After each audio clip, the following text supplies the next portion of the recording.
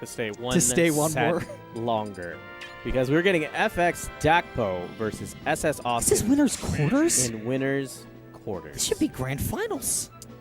This is pretty good. So Dakpo was the one who seeded this. So I think this is kind of where It's he on thinks him. he's supposed to be here. But this is going to be interesting to see. Because with this comes interesting legacies, right?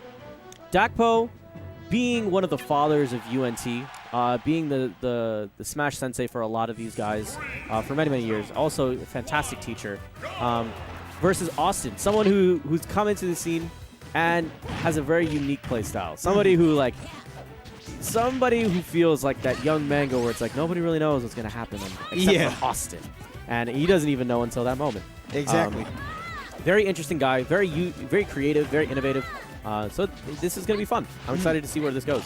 I mean, it's funny that we bring that up every time we talk about Awestin, but you can't really talk about Awestin if you bring up that fact that he has that wacky, loony playstyle. I mean, if you've been watching the stream for a little bit, you've already seen a little bit of that wacky, loony playstyle in a Ness Ditto. But now we're going to see how he does against a little bit of a slower, more patience and wait to get a big punish on you character. Yeah. Rather than get you to 90 and backdoor you character.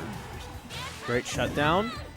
Awestin is going to see if he can take this stock here. Ooh, great work.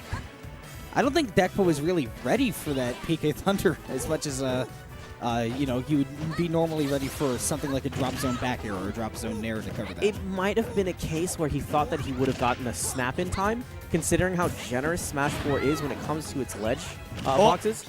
No, he's fine. He's fine. Okay. Because I wasn't so sure. Yeah, he still had a tiny gap there where he had the ability to SDI and gain control of his character again and then air dodge through him. Because the only option that really Awestin would have done at that point, which made sense, was to try to, rock it off and take this guy out.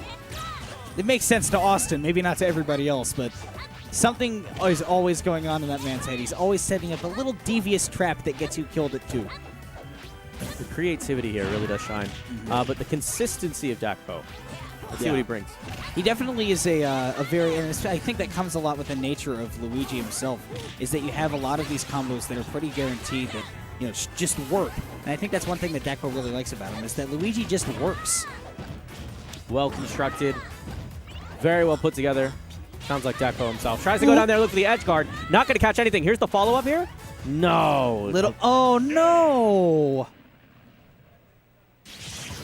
I hate to see don't think that's what he anticipated. I think that he was drifting out to snap ledge, and then he was going to be able to get back onto the stage again, probably do neutral get up. But that's why up B near the ledge is so safe. That's why a lot of Luigis will usually get those up Bs close to the ledge, because then if you do miss it, you can usually safely drift back down to the ledge unless your opponent, of course, perfect shields it. Do you know why it didn't work there? He probably just fast fell too much and just a little too far away. It can happen where you'll just hit the fast fall and then you'll keep holding down and miss the ledge. That's because true. If you're mashing down to fast fall, you just go past the ledge. Right, because if you're not a neutral state, or if your stick is not a neutral, it's not going to snap. Oh. Yeah, no, it doesn't.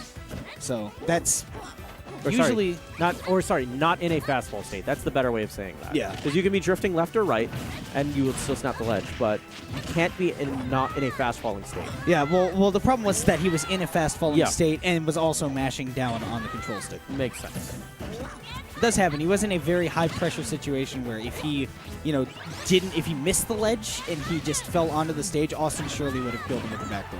Great job using the lingering hitbox of the Nair, catching him with the sour spot. And here's the follow-up. No, not going to be able to catch him here. Yeah, it's very dangerous to try and go out and challenge that. I'd like to see Awestin try to absorb these fireballs a little bit, especially when he's at 132. The consistency. Awestin's been throwing out these fares. Looks for some sort of a finisher here. We've seen Awestin use Rising Nair to also catch tournament winners, but there is the up smash from Dakpo to seal off that stock. Awestin quickly firing back, though, trying to see if he can end Dakpo's stock early, using it like with these edge guarding that we saw that worked so successfully. Yeah, literally firing back with PK Fire. Now Dakpo getting a little bit too close. Up air trading with the fair from Dakpo, and Awestin takes that stock. And that is usually the trade that Luigi wins, is that if, you know, he's trading with you, he's usually winning. But it's not so good to take at those higher percents, especially against Ness, who has basically a rising or falling up smash. Okay. Tries to... see, here's the rising nairs yet again. Awestin's so good about his placement of those. He tries to use that as a way to guess when someone's going to act out of shield. Uh-oh. No. Not going to kill. Was not the sweet spot. Here's just an opportunity like again. Ooh, up smash. Perhaps meant to be an up air. More than likely meant to be up air. That's the back air to do it. Awestin takes it 2-0. Both games on Battlefield. Man. So I'm wondering what Awestin would have banned for Dakpo to go back to Battlefield. Interesting. I don't know. I'm still going through the set in my head, and I know I don't think that Dakpo would be happy with his performance. There's a bunch of weirdness that happened to him. First, it was the edge guard in game 1, where he got caught by the PK Thunder. Second game was the up B that he fast fell through and didn't snap ledge. Reverse. Yeah. Yeah. So I don't know. I think that was already kind of tough to begin with. So losing stocks that early definitely kills momentum. It's just hard to come back from that sort of thing and keep your mindset about you. Such is the nature of playing Awestin. I can imagine. It's a very intimidating thing to go up against no matter how good you are. Here, let me arrange something. Let's see. You got my replacement? Okay.